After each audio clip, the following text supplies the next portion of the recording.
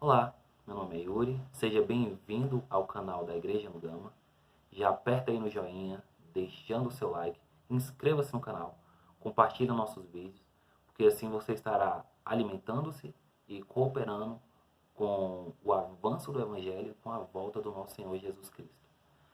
Bom, hoje daremos continuidade, ao estudo do livro Oração, Primeiro e Último Recurso. Falaremos especificamente sobre o capítulo 3, cujo tema é a oração da igreja. Bom, assim, tem vários pontos no capítulo 3 que são muito importantes, então você precisa ler o livro. Esse vídeo não vai conseguir, nesse vídeo, eu não vou conseguir de maneira alguma trazer nem 40%. Eu fiz outros vídeos e eles estavam ficando extensos porque eu estava tentando resumir o capítulo 3 ao máximo e estava dando 15 minutos de vídeo, assim, muito extenso, muita informação. Então, eu tive esse sentimento, de dizer para os irmãos que leiam o livro. Por favor, irmãos, leiam. Eu não vou conseguir de forma alguma aqui repassar nem 40% do que o capítulo diz. Imagina o livro todo, né? É muito importante ler o livro. Então, hoje, eu vou tentar resumir ao máximo ali o encargo, do capítulo 3. Então, o que eu percebi, irmãos, do capítulo 3 é que o Senhor, Ele quer que você tenha uma comunhão individual, uma oração individual, mas todos esses aspectos individuais têm que resultar em algo coletivo. Não adianta você ter uma vida de oração individual, leitura da Bíblia individual, fechar a porta do quarto e não participar do coletivo, Tudo o que o Senhor trata com você no individual é para ter resultado no coletivo. É isso que a gente vê, Tem dois exemplos que eu gosto de falar. O primeiro está ali em Gênesis, Que a gente vê aspectos individuais. Por exemplo, Abraão representa o nosso chamamento, Isaac representa nós como filhos herdeiros. E Jacó representa a nossa transformação, Vocês veem que em Gênesis Jacó deixou de ser Jacó e passou a ser Israel. Só que ele era o Israel individual ainda em Gênesis. Em Êxodo você já vê Israel, a partir de Êxodo, como um coletivo, Israel já não é só Jacó que foi transformado. Israel é todo o povo, Então saiu do individual, em Êxodo começa o coletivo, No Novo Testamento nós também temos exemplos disso. O próprio Senhor Jesus, Você vê aí nos 4 evangelhos, que Jesus Cristo, ele era um indivíduo. Para você encontrar Jesus, para ele fazer um milagre, para conversar com ele, você tinha que pegar um barco, você tinha que fazer uma caminhada longa de uma cidade para outra e ir ao encontro dele, onde ele estivesse, porque ele era um indivíduo, limitado pelo espaço, pelo tempo. Mas ali a partir do livro de Atos, a gente vê que Cristo deixou de ser individual, passou a ser coletivo, Ele se torna o Espírito, ele sopra ele mesmo para dentro dos discípulos, E ali em Atos a gente vê também eles sendo tratados como cristãos, ou seja, o Senhor que era individual passou a ser coletivo, Então, assim, nossa experiência individual com o Senhor, irmãos, tem que resultar em algo coletivo, E esse coletivo é a igreja. Então, a base do capítulo 3, do livro que estamos estudando agora, que o capítulo 3 é a oração da igreja. Então, não é a oração de cada membro, É a oração da igreja. Então, a gente tem que aprender, irmãos, a utilizar todas as ferramentas, para ter um crescimento individual, mas para dentro da igreja a gente funcionar, ser um membro ativo. Então, olha só, o livro ele traz um versículo chave, que ele trata ali de como que a igreja surgiu, A gente está falando de oração da igreja, então ele trata ali de como que a igreja surgiu. Ele usa o capítulo 2, versículo 42 do livro de Atos, que diz assim: e perseveravam na doutrina dos apóstolos, e na comunhão, e no partir do pão, e nas orações, né? Então a igreja primitiva, né, ela chegou ali, eles já começavam a orar, né? E só que tinha que ter doutrina dos apóstolos, comunhão e partir do pão, né? Ou seja, aspectos individuais que culminavam no aspecto coletivo ali das orações. Então, a gente precisa, assim, eu vou resumir bem rápido.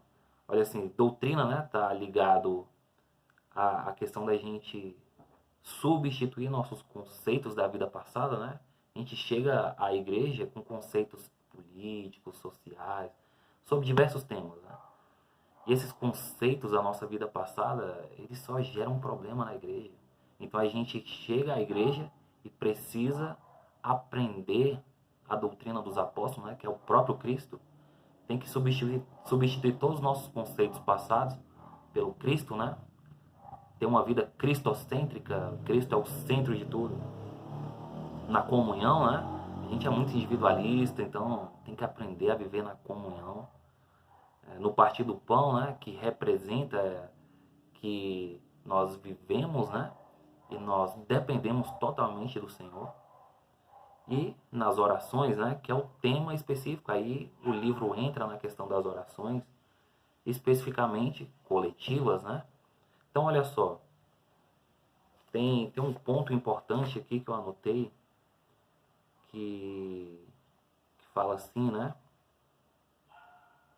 que para a gente ter uma oração coletiva, né? Por exemplo, a gente chega para uma reunião da igreja de oração, né? O que a gente tem que fazer primeiro? A gente tem que tratar o lado individual primeiro, né? Para ele depois resultar no coletivo. Olha só, a gente precisa consagrar-se, né? A gente deve fazer uma consagração prévia. E como que é isso? A gente tem que limpar nossa consciência. Por que às vezes a gente não consegue orar, né? Não consegue liberar um encargo?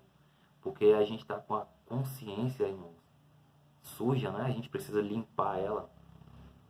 Então a gente vai lá, se consagra, né? Se separa. E a gente vem, confessa os nossos pecados e trata a nossa consciência. Irmãos, nesse ponto aqui no livro, o irmão fala que a gente tem que gastar tempo. Então, muitas vezes a gente quer orar logo, né? Deixa eu orar logo aqui rapidinho. E aí o Senhor não recebe a oração, porque no aspecto individual a gente não tratou a consciência, né? Não tratou a questão da oração. Então tem que aplicar o sangue. Tem que falar, Senhor Jesus, me cobre com teu sangue, Senhor, me limpa. E quando você começar a fazer esse exercício, né, de consagração e de limpar a consciência, vão vir questões, né, que o Senhor quer que você confesse, né, Ele quer que você peça perdão. Então tem coisas que você nem lembra que você fez, mas aí o Espírito vai e te ajuda a lembrar. E aí você começa a se limpar, né, você gasta um tempo se limpando.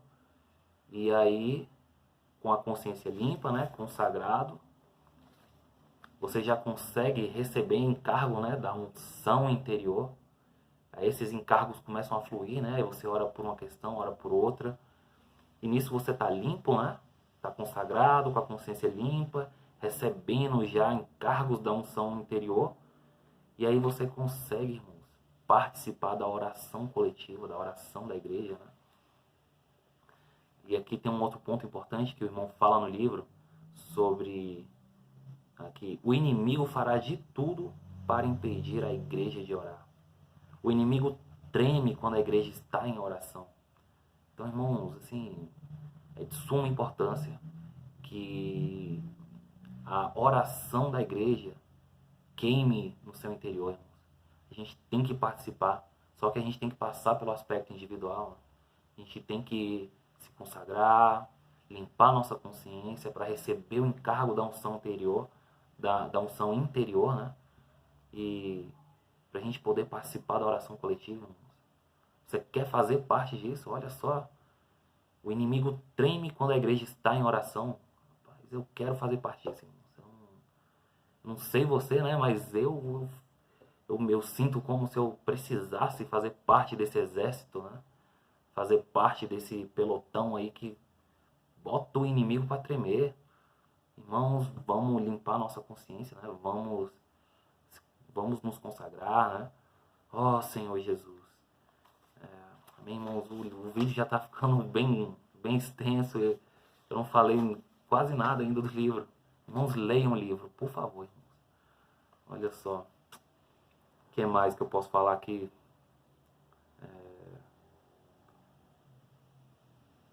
Amém, irmãos. É isso. Se eu for entrar em outros temas aqui, vai ficar muito extenso o vídeo. Não vai dar. Vocês precisam ler mesmo, irmãos. Só tem uma questão aqui.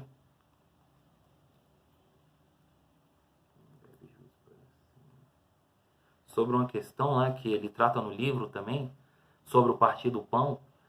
Assim, eu gostaria de trazer para os irmãos, né, que fala assim, né, em 1 Coríntios, capítulo 11, a partir do versículo 27, fala acerca do partir do pão, né, e fala assim, ó, por isso, aquele que comer o pão ou beber o cálice do Senhor indignamente, será réu do corpo e do sangue do Senhor, né?